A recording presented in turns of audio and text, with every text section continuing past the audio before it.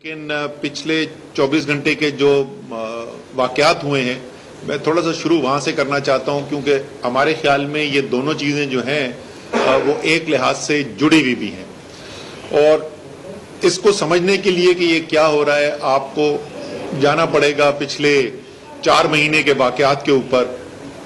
एक पाकिस्तान की तारीख में पहली दफा नहीं हुआ, यहाँ पर एक बंद कमरे के अंदर बैठ के एक पूरा मंसूबा बनाया गया, उसके बाद हराम के पैसे से लोगों के ज़मीर खरीदे गए, बैरूनी मुदाखलत सामने आई। और मैं हर दफा याद दिलाता हूँ कि मैं नहीं कह रहा, ये पाकिस्तान की कौमी सलामती कमेटी एक नहीं 2 दफा कह चुकी है कि वाज़े बैरूनी मुदाखलत नजर आई, और उनके ख्याल में जो वो करना चाहते थे वो उन्होंने कर लिया। लेकिन मसला ये हो गया कि इस दफा एक गैरतमंद सच्चा लीडर इमरान खान की शक्ल में वो इस बंद कमरे की साजिश के खिलाफ खड़ा हो गया, और उसके साथ पूरी पाकिस्तान की कौम खड़ी हो गई।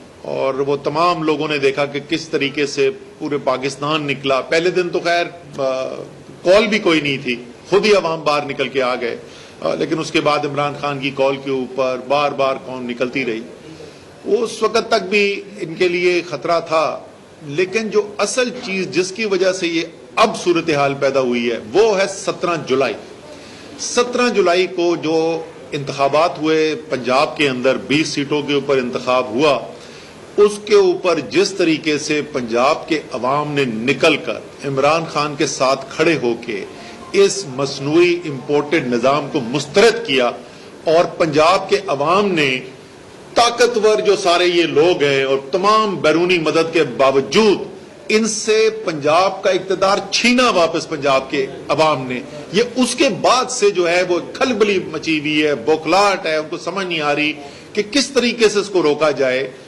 ये इमरान खान काबू में आ नहीं रहा, इमरान खान के साथ कौम खड़ी हो गई है।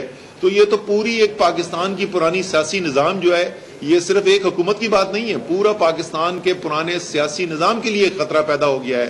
तो उसको कैसे किया जाए, उसके लिए जो है वो पहले फरमाइशी प्रेस कॉन्फ्रेंसें होती हैं, प्रेस कॉन्फ्रेंस होने के फौरन बाद इलेक्शन कमीशन की एक रिपोर्ट हमारे सामने आ जाती है, और उस रिपोर्ट की बुनियाद के ऊपर एक तूफान खड़ा कर दिया जाता है। मेरे ख्याल में कोई 18-20 तो प्रेस कॉन्फ्रेंस 2 दिन के अंदर कर दी थी। हुकूमत ऐसे लगता था पाकिस्तान में मसले ही कोई नहीं, ऐसे लग रहा है जैसे पाकिस्तान की तारीख की सबसे ज्यादा महंगाई 38.7% जो है महंगाई की शरह पहुंची हुई है, वो कुछ हो ही नहीं रहा, पाकिस्तान के इमाम को मुश्किलात ही कोई नहीं। सुबह से लेकर शाम तक हुकूमत वाले प्रेस कॉन्फ्रेंस कर रहे थे, foreign funding foreign funding foreign funding. उसकी तो मैं अभी आपको तफसील बताऊंगा कि कितना उसके अंदर वजन है। और उसके बाद अभी जो पिछले 24 घंटे के अंदर हुआ, ARY को बैन कर दिया गया, उसके बाद नशरियात बंद कर दी गई, उसके बाद रात को आधी रात को कटती है एक FIR उनके एक सीनियर वाइस प्रेसिडेंट हैं अहमद यूसुफ, उनके खिलाफ, और 1:30 बजे रात को उनको जेर हिरासत ले लिया जाता है। दूसरे जो सलमान इकबाल साहब जो उसके चीफ एग्जीक्यूटिव हैं, उनके खिलाफ FIR, उनके एंकर्स के खिलाफ FIR।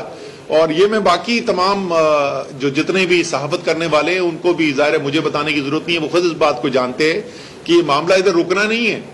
जो भी आवाज उठाएगा, जो भी वो हकीकत सामने लेकर आएगा जो इस इम्पोर्टेड हुकूमत के नजरिए को सूट नहीं करती, ये टेस्ट केस हो रहा है अभी। अगर सब इतने बड़े चैनल के ऊपर ये करके इससे कामयाबी से कंट्रोल कर सकते हैं, तो पीछे बाकी किसी ने खड़े होना है, ये करके फिर सबकी बारी उसके बाद आने वाली है। और शहबाज गिल साहब, उन्होंने बात की, आपको उससे हो सकता है कि इत्तेफाक ना हो कि उन्होंने जो बात की वो ठीक बात नहीं थी। कानून वाजे है, कानून का तरीकेकार है, आप जाएं मजिस्ट्रेट के साथ FIR ले और बुलाएं, उनके सामने मुकदमा बनाएं, उनसे सवाल पूछें कि आपने क्यों कहा, वजाहत तलब करें उनसे। बटे मार मार के, शीशे तोड़ के, गाड़ी से निकाल के अरेस्ट किया जा रहा है, और वो भी एक प्राइवेट गाड़ी के अंदर डाल के ले जाया जा रहा है बजाय कि कोई सरकारी कोई गाड़ी हो। ये तमाम चीजें जो हैं ये बता रही है कि अब ये हुकूमत अपने आप को अंदर से खोखला महसूस कर रही है, और ये जो तमाम ताकत का इस्तेमाल किया जा रहा है, ये जो आखिरी वो होती है ना फड़फड़ाहट, ये वो नजर आ रही है हमें, और ये इंशाल्लाह ताला कामयाब नहीं होंगे। और आज चेयरमैन साहब ने, इमरान खान साहब ने मीटिंग भी कॉल की हुई है, आगे की लाए अमल का भी ऐलान होगा। لیکن اب میں آتا ہوں اس کے اوپر کہ یہ کیس بنایا کیوں جا رہا ہے. یہ جو میں آپ کو ساری چیزیں بتاؤں گا یہ الیکشن کمیشن بھی جانتا ہے, یہ مجھے ان کو بتانے کی ضرورت نہیں ہے. جو میں بھی آپ کو چیز بتانے جا رہا ہوں یہ ان کو بھی پتا ہے. لیکن ایک مقدمہ بنانے کی کوشش کی جا رہی ہے کہ تحریک انصاف جو ہے وہ ایک بہت بڑا خطرہ ہے پاکستان کے لیے. پاکستان کی سب سے بڑی جو جماعت ہے, سب سے بڑی سیاسی جماعت, پاکستان کا سب سے مقبول لیڈر جو ہے جس کے پیچھے پوری قوم کھڑی ہوئی ہے اس وقت, وہ ایک پاکستان کے لیے بہت خطرہ ہے. اور اس کے دو طریقے سے حملہ کرنے کی کوشش کی جا رہی ہے. ایک یہ فورن فنڈنگ, اور میں اس پہ آتا ہوں کہ یہ فورن فنڈنگ کا تو لفظ خود الیکشن کمیشن نے استعمال کرنا چھوڑ دیا تھا, وہاں پر بات کیسے پہنچی وہ دوبارہ ابھی اس کی بات کرتے ہیں. اور دوسرا ایک جھوٹا بیانیہ بنا کر کے یہ ثابت کرنے کی کوشش کی جا رہی ہے, اور کوشش یہ کی جا رہی ہے کہ پاکستان کی سب سے بڑی سیاسی جماعت اور پاکستان کی فوج کے درمیان خلیج پیدا کی جائے. یہ انشاءاللہ تعالی بری طریقے سے ناکام ہوں گے, لیکن یہ اتنی خطرناک کوشش ہے ایک جھوٹا بیانیہ بنا کے ایک 50 فالوورز کے اکاؤنٹ کے لڑکے کے ٹویٹ کو, جو کہ غلط ٹویٹ تھی, وہ بالکل اس نے جو لکھا تھا وہ غلط لکھا تھا اور اس کی مذمت کرنی چاہیے, لیکن اس کو بجائے کہ وہاں پر دبایا جائے لاکھوں فالوورز کے اور کن کن کے اکاؤنٹس, یہ سب سامنے آئیں گی. یہ ابھی جب تحقیقات ہوں گی یہ سب سامنے آئیں گی کہ کس نے اس کو اتنی بڑی سازش بنا دیا. لیکن اس کا اندازہ آپ اس سے لگا سکتے ہیں کہ آپ پچھلے 10 سال کے بیانات اٹھا کے دیکھ لیں, فضل الرحمان کے بیان دیکھ لیں, خواجہ آصف کے بیان دیکھ لیں, نواز شریف کے بیان دیکھ لیں, مریم نواز کے بیان دیکھ لیں, اور لوگ وہ لمبی فہرست ہے کہ وہ کہتے کیا رہے ہیں. آصف زرداری کے بیان دیکھ لیں, اس فوج کے بارے میں وہ کہتے کیا رہے ہیں. تو کس کی سوچ فوج مخالف سوچ ہے وہ پاکستان کے ریکارڈ کے اندر موجود ہے, اور سوشل میڈیا میں آج کل چھپتا کوئی نہیں ہے. ابھی آپ جا کے دیکھ لیں پچھلے 24 گھنٹے کا سوشل میڈیا, وہ تمام تقاریر جو انہوں نے فوج کے خلاف کی ہیں وہ سب آپ کو وہاں پر مل جائیں گی.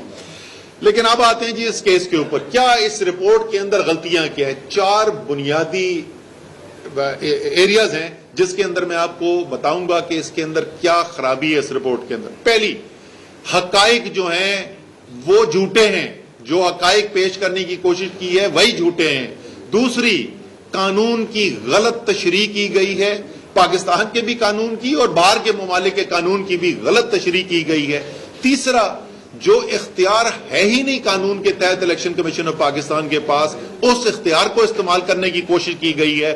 اور آخری چیز جو ہے واضح جانبداری اس رپورٹ کے اندر نظر آتی ہے. اور ان چاروں چیز کی میں آپ کو مثالیں دے دے کے بتاؤں گا, یہ ایک عمومی طور پر میں بات نہیں کر رہا. تو سب سے پہلے شروع کرتے ہیں کہ غلط حقائق جو گھڑنے کی کوشش کی گئی ہے.